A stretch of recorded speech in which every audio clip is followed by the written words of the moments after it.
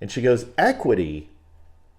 I'm not kidding. This is my kid. She goes, equity is once they see over the fence that they all see the same thing, that they all want the same thing, that they all will have the same reaction to it. That's equity.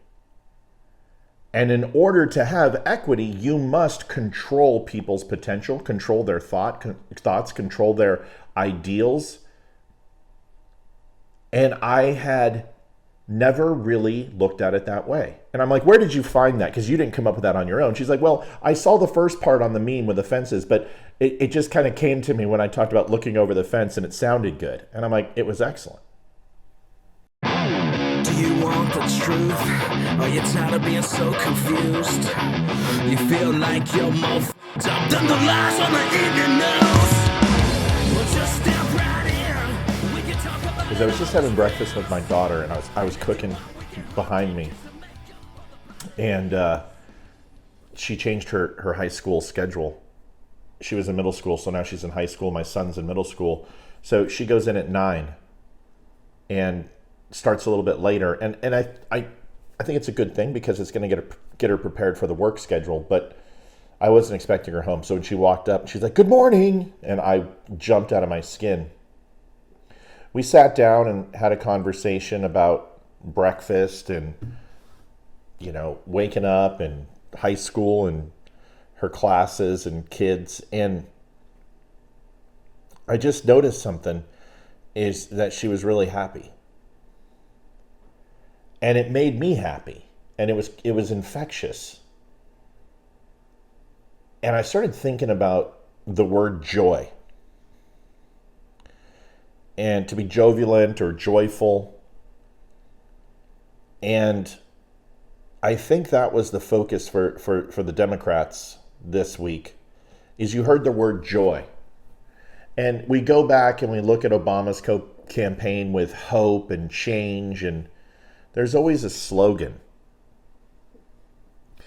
And when I hear the Democrats promise joy, it brings me back to a time when I reflect on the Bill of Rights and the Constitution and the Declaration of Independence and the line of, besides that we're all created equal, but the unalienable rights endowed by the Creator of life, liberty, and the pursuit of happiness. And not only is this natural law, but this is written law. And it's the law of man and God. And when I listen to that, life, liberty, and the pursuit of happiness, life and liberty are guaranteed to all.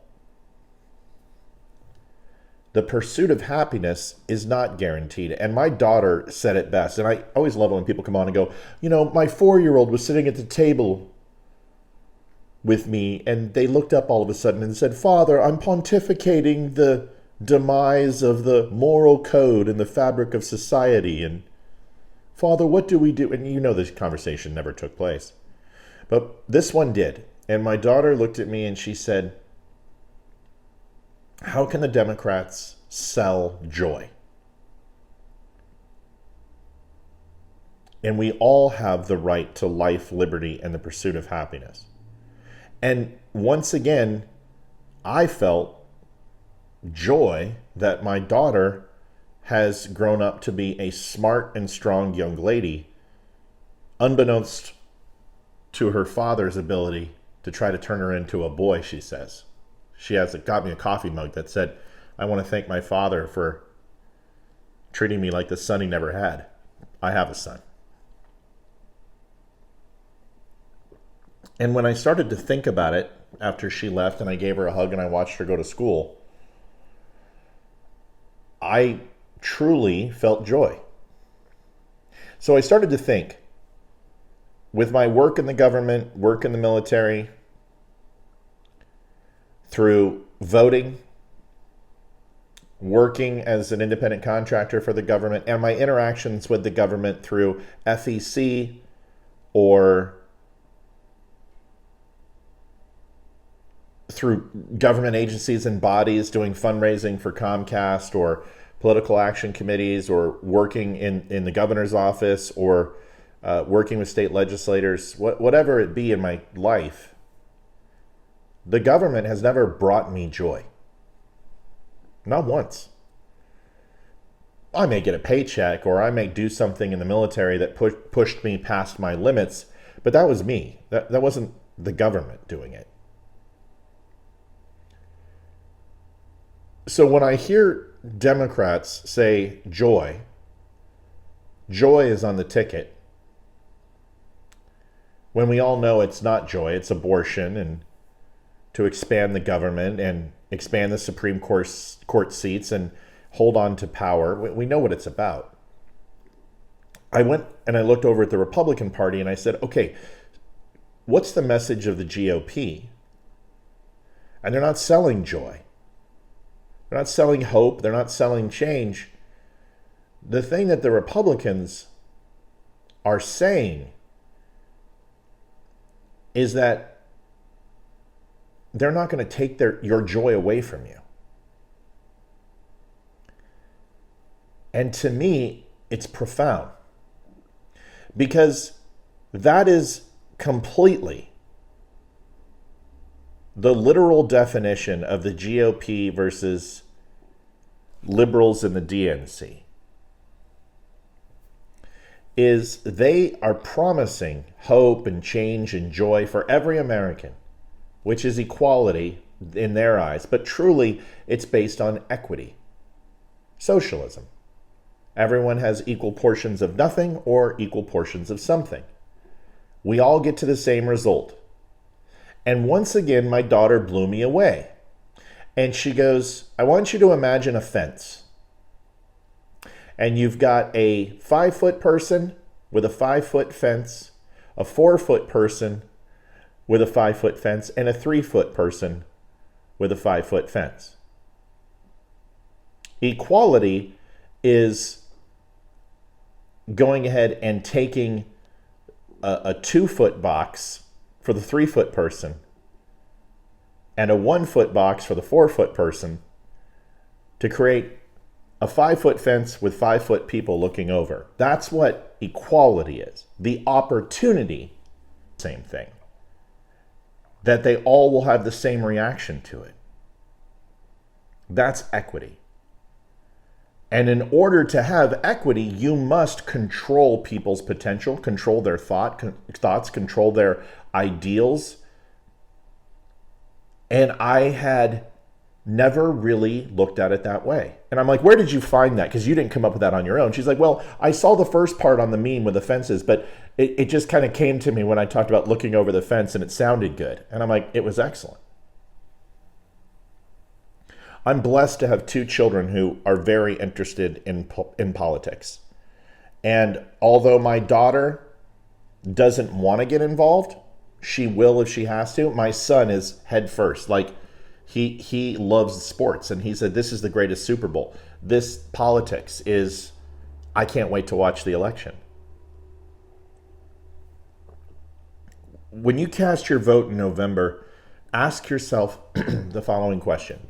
When has the government ever created hope and joy and change in your life? Has the President of the United States truly changed your life in any way, shape, or form? Now, I know there's things that Donald Trump did that impacted my life very positively, from giving me back a tax on my severance from the military that was wrongfully taken from me, and hundreds of thousands of veterans, relationships that he had built with veteran friends of mine, what he did for the VA. There were impacts, but nothing changed my life. And there's never been a president who's changed my life. The joy that I possess comes primarily when government is not involved in my life. Because that is just the ancillary benefit of government never changing or adding joy to my life, is the fact that without them there, I've achieved joy. Joy is around us.